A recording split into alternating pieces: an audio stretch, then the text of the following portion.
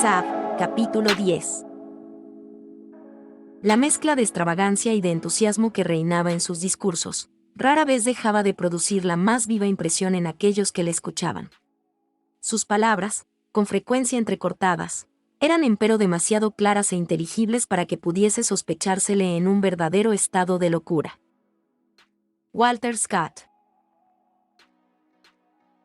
Las cuevas de Cubita son ciertamente una obra admirable de la naturaleza, que muchos viajeros han visitado con curiosidad e interés, y que los naturales del país admiran con una especie de fanatismo. Tres son las principales, conocidas con los nombres de Cueva Grande o de los Negros y Marrones, María Teresa y Cayetano.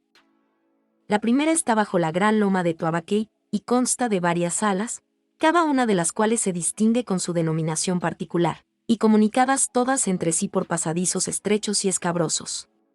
Son notables entre estas salas la de la bóveda, por su capacidad, y la del horno, cuya entrada es una tronera a flor de tierra, por la que no se puede pasar sino muy trabajosamente y casi arrastrándose contra el suelo. Sin embargo, es de las más notables salas de aquel vasto subterráneo y las incomodidades que se experimentan, al penetrar en ella, son ventajosamente compensadas con el placer de admirar las bellezas que contiene. Deslúmbrase el viajero que al levantar los ojos, en aquel reducido y tenebroso recinto, ve brillar sobre su cabeza un rico dosel de plata sembrado de zafiros y brillantes, que tal parece en la oscuridad de la gruta, el techo singular que la cubre.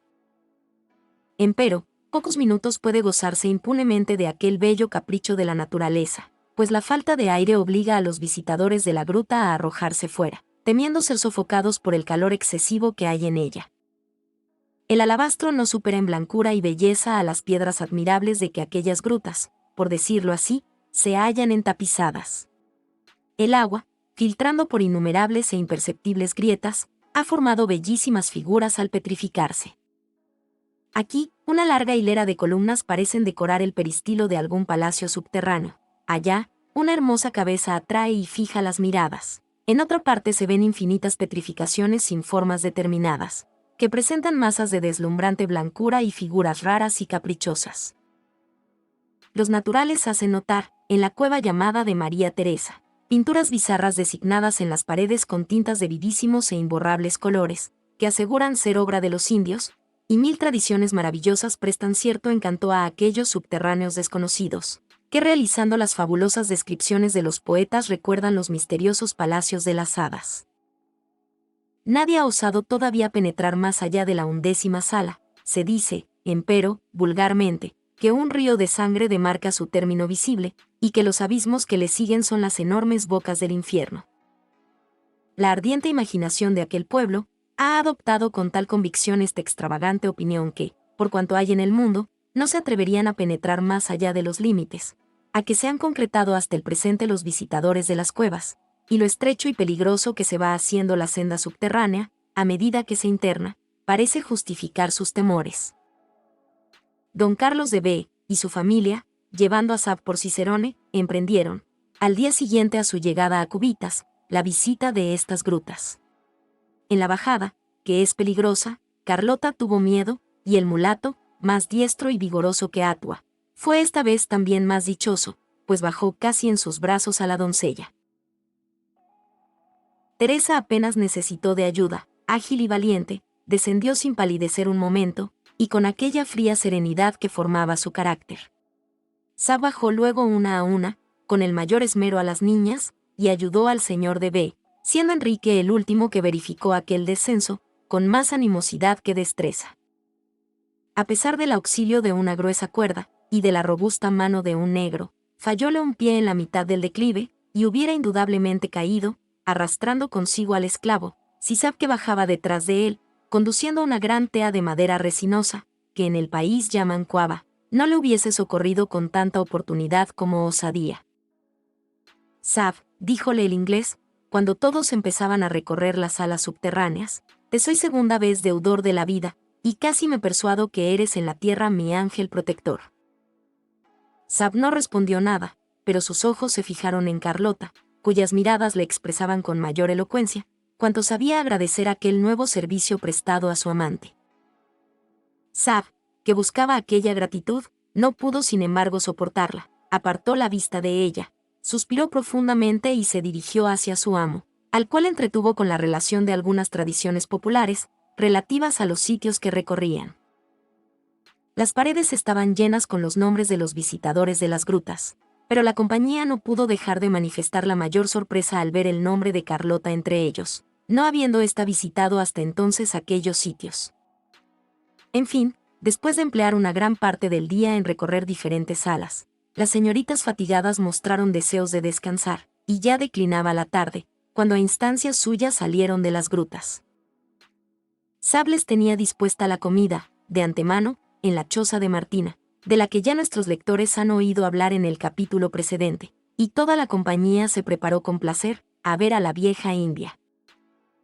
Distaba poco de las cuevas la habitación de ésta, y los viajeros se vieron en el umbral de su humilde morada a los 6 minutos de marcha.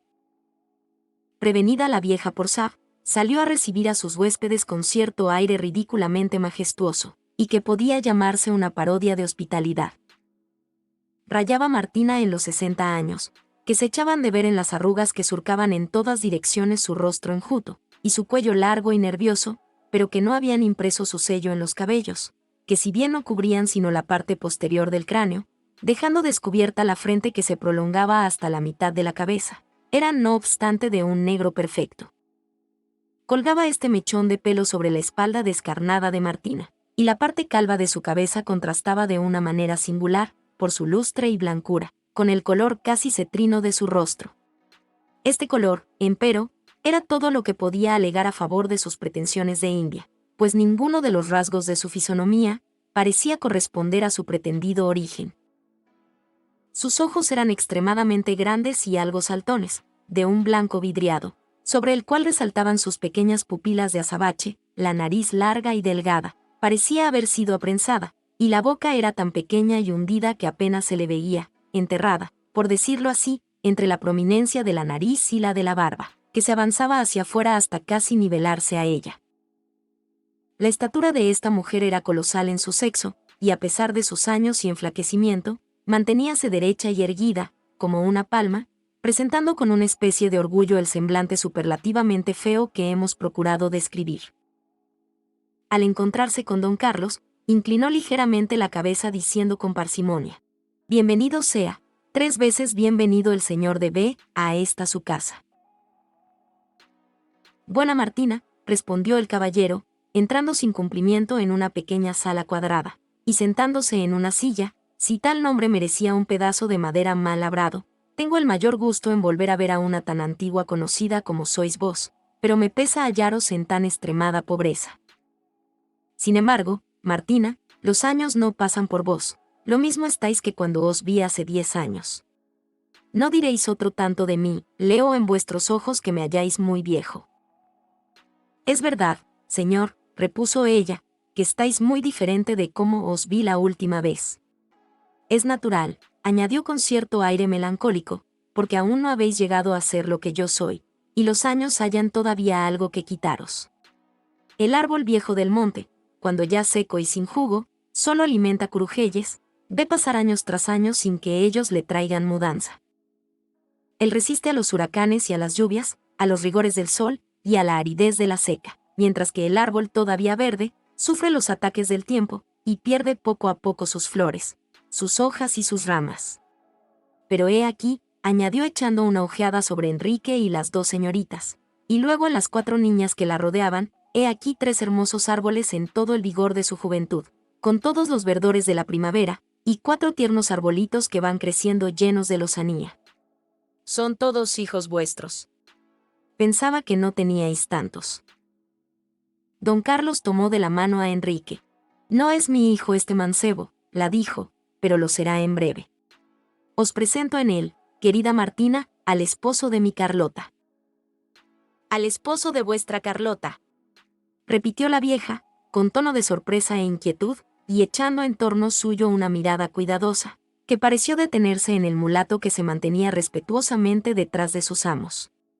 Luego, volviéndose hacia las 2 señoritas, examinólas alternativamente. «Una de ellas es mi hija, y otra mi pupila», dijo don Carlos notando aquel examen. «Vamos a ver si adivináis cuál es Carlota». «No he olvidado, Martina», que os preciáis de fisonomista. La vieja miró fijamente a Teresa, cuyos ojos distraídos recorrían el reducido recinto de la pequeña sala en que se hallaba, y luego, desviando lentamente su mirada, la detuvo en Carlota, que se sonreía encendida como la grana. Los ojos de la India, pues no pretendemos disputarla este nombre, se encontraron con los de la linda criolla. «Esta es», exclamó al momento Martina, «esta es Carlota de B. He conocido esa mirada, solo esos ojos podrían». Y se detuvo como turbada, añadiendo luego con viveza, «solamente ella puede ser tan hermosa». Carlota se mortificó de un elogio que le pareció poco atento en presencia de su amiga, mas Teresa no atendía a la conversación, y tenía fijos los ojos en aquel momento en un objeto extraño y lastimoso, en el cual aún no había reparado nadie sino ella.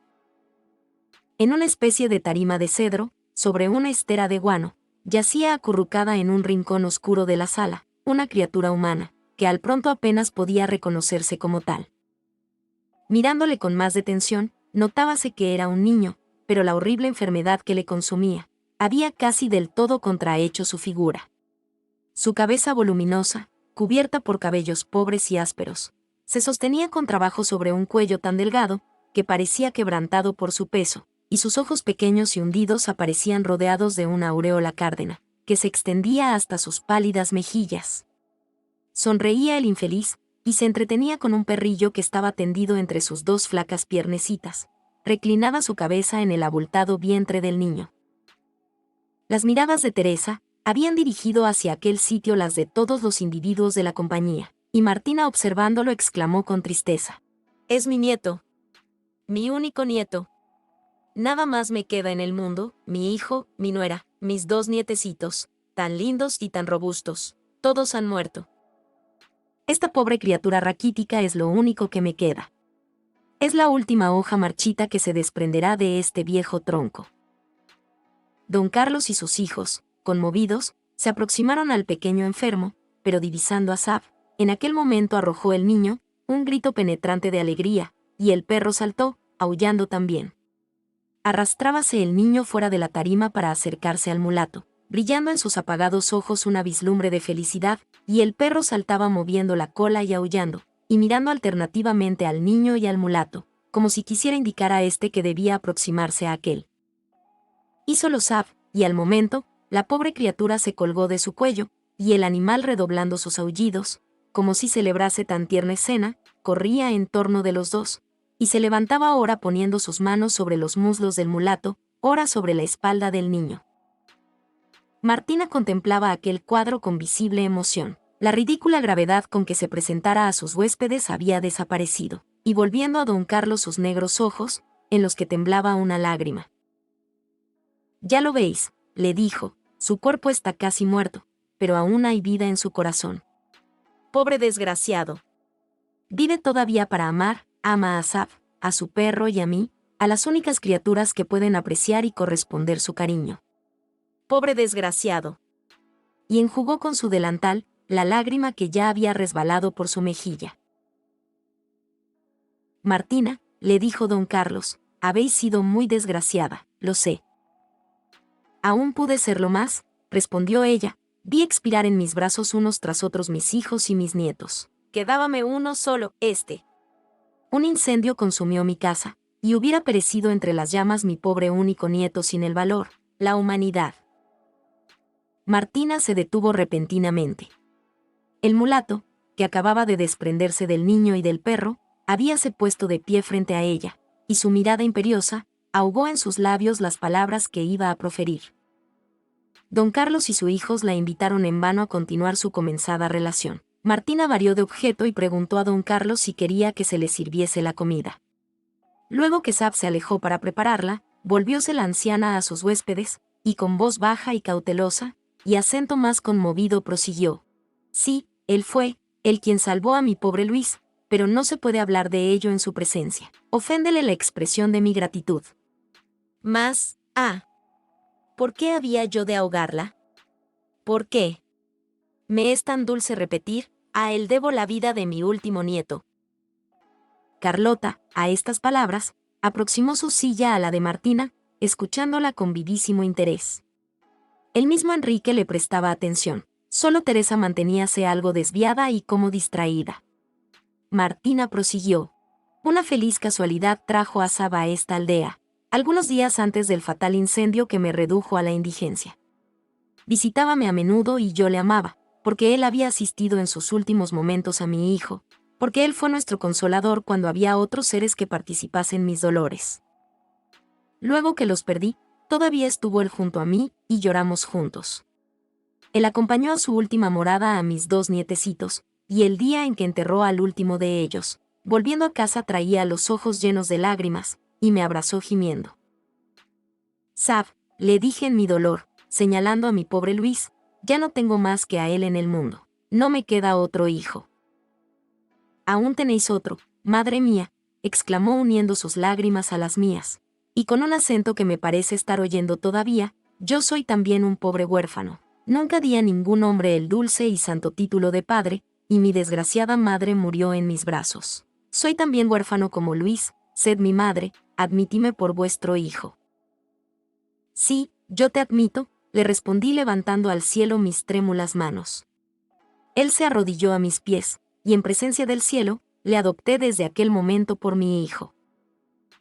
Martina se detuvo para enjugar las lágrimas que hilo a hilo caían de sus ojos. Carlota lloraba también. Don Carlos tosía para disimular su conmoción, y aún Enrique se mostraba enternecido.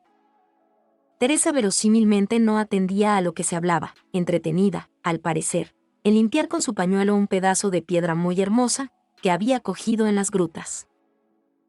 Sab estaba en cubitas cuando el incendio de mi casa, prosiguió Martina, de aquella casa que yo debía a vuestra bondad, señor don Carlos, y a la eficacia de mi hijo adoptivo.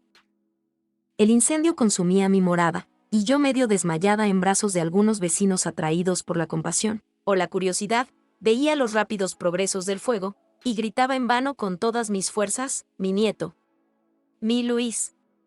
Porque el niño, abandonado por mí en el primer instante de susto y sorpresa, iba a ser devorado por las llamas, que ya veía yo, avanzar hacia el lado en que se encontraba el infeliz.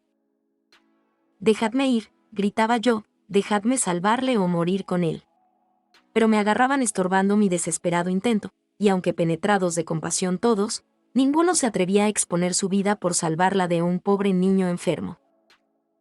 Y Sab le salvó, exclamó con viveza y emoción la señorita de B. ¿No lo habéis dicho así, buena Martina?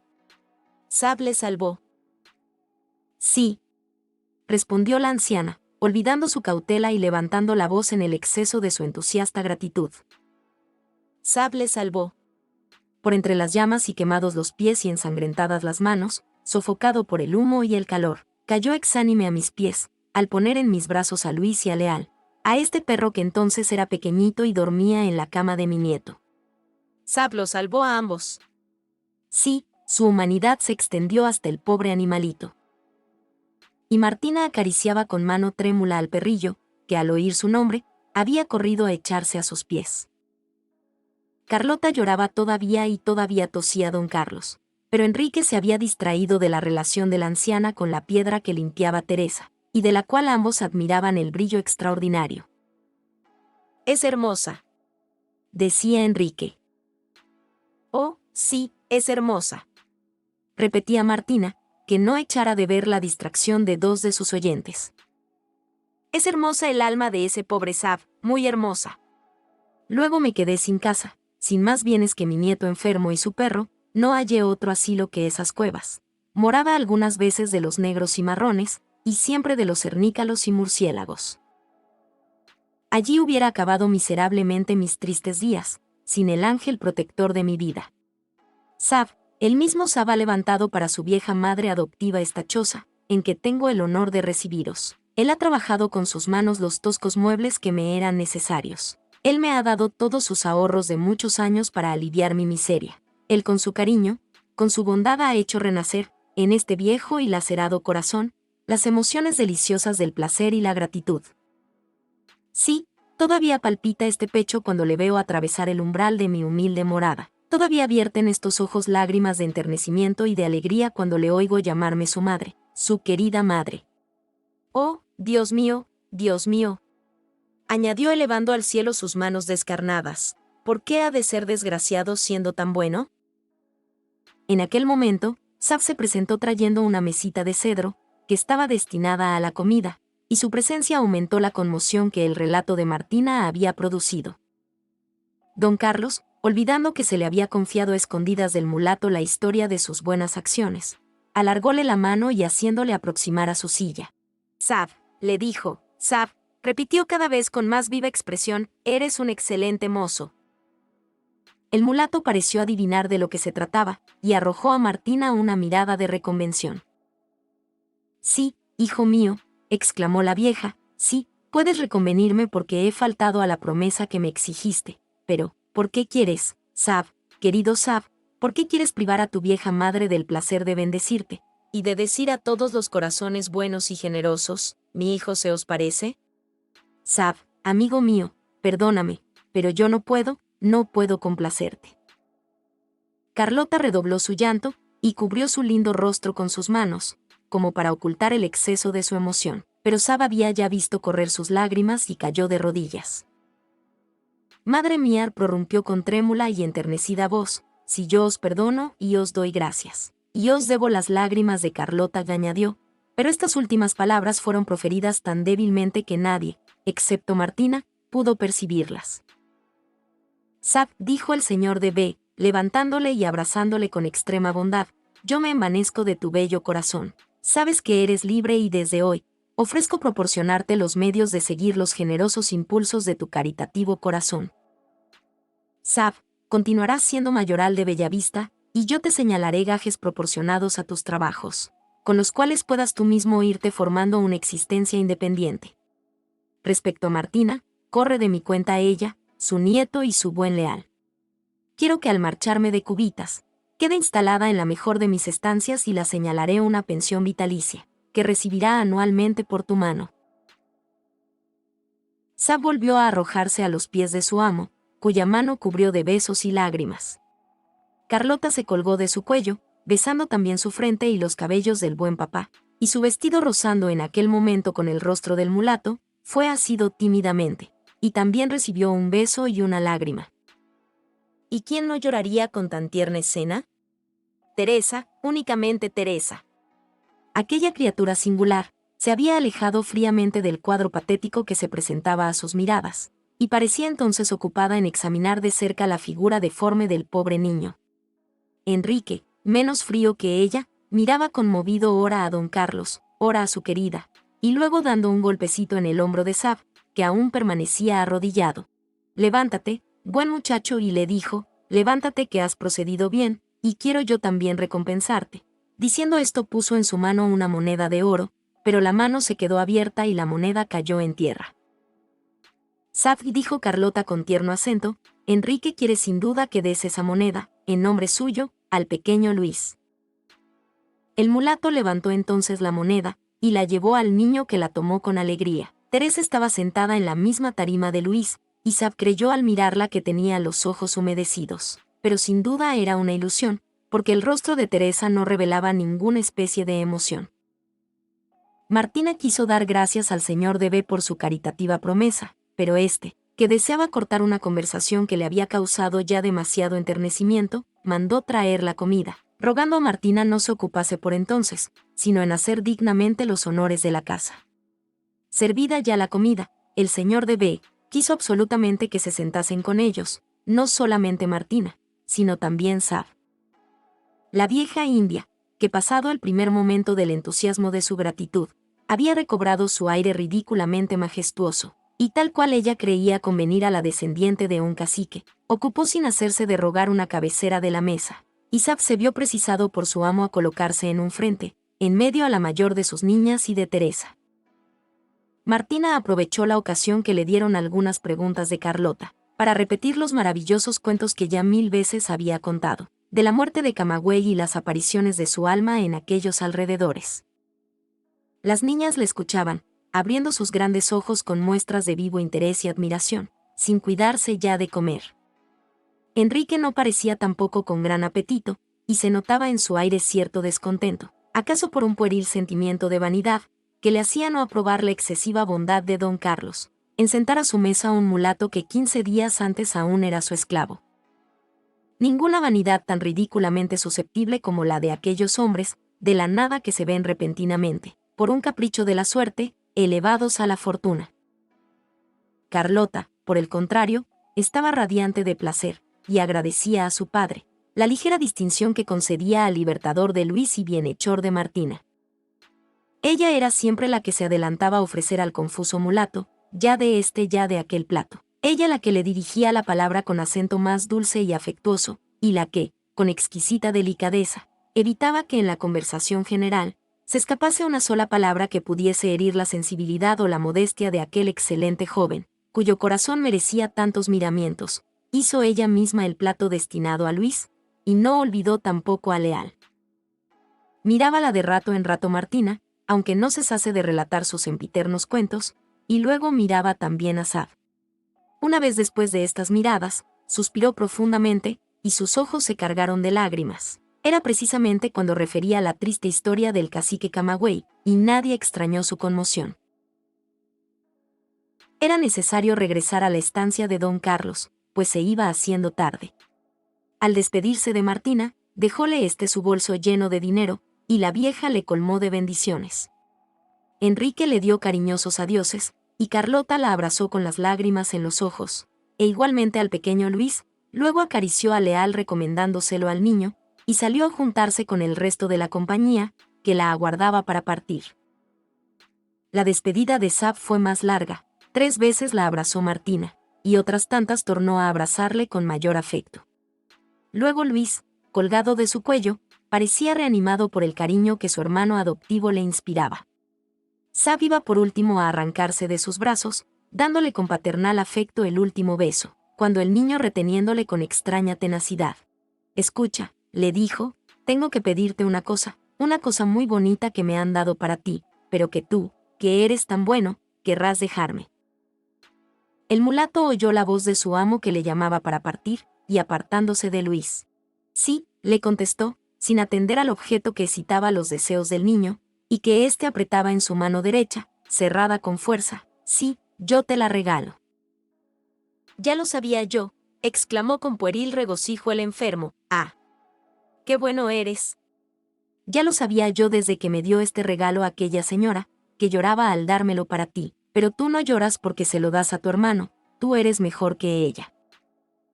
«¿Cómo? ¿Una señora te dio ese regalo para mí?», exclamó el mulato, volviendo a arrodillarse sobre la tarima de Luis. «Sí, una de esas que han estado hoy en casa, y me dijo que tú le amarías mucho, ya lo creo. Es tan bonito». «Pero tú amas más a tu hermano, y por eso se lo has dado», y el niño acariciaba la cabeza de Sab, pero no atendía ya a sus halagos. «Una de estas señoras te lo ha dado. ¿Para mí? Oh, dámelo, dámelo». Y arrancó de la mano del niño, que defendía su tesoro con todas sus fuerzas, aquel objeto que excitaba ya su más ardiente anhelo. «No me lo quites, tú me lo has dado. Es mío, gritaba llorando Luis, y Sab precipitándose junto a la mesa, donde ardía una bujía, devoraba con los ojos aquel presente misterioso. Era un brazalete de cabellos castaños de singular hermosura, y el broche lo formaba un pequeño retrato en miniatura. «Es mío. Dámele», repetía el niño tendiendo sus descarnados brazos, y sus manitas transparentes. «Es ella», exclamaba sin oírlo el mulato. «Es su retrato. Su pelo.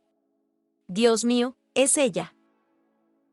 Volvió a caer de rodillas junto a la tarima del enfermo, y enajenado, convulso, fuera de sí, apretaba el brazalete y al niño sobre su pecho, gritando siempre: «Es ella.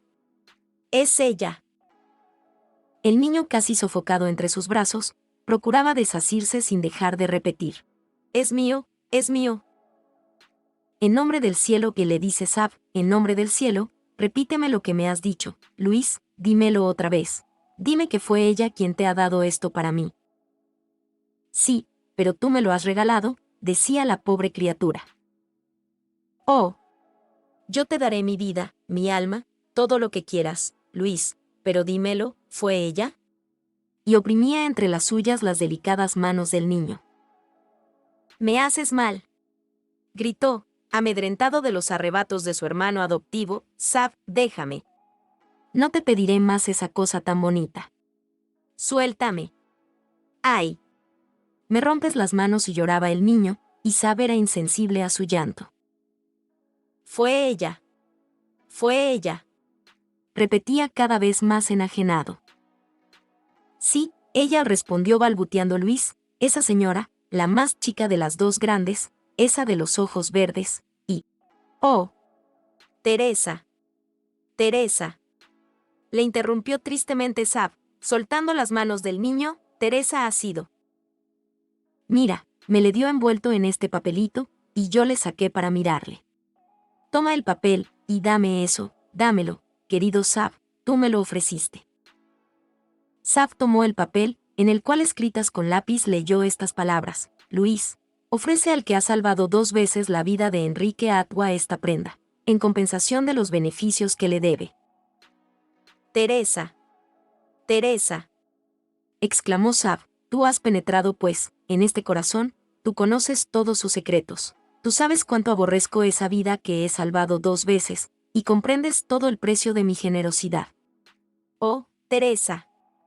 Este presente tuyo es lo más precioso que podías darme, pero ¿acaso puedo yo pagarte muy en breve? Sí, lo haré, y te bendeciré mientras palpite este corazón, del cual no se apartará jamás el inestimable tesoro que me has creído digno de poseer.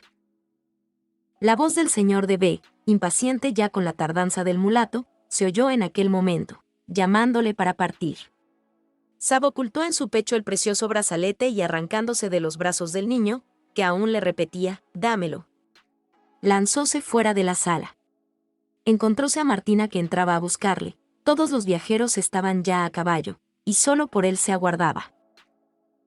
Sab, todo turbado, murmuró una excusa insignificante, y tomado su jaco, se adelantó a paso largo, sirviendo de guía a los viajeros.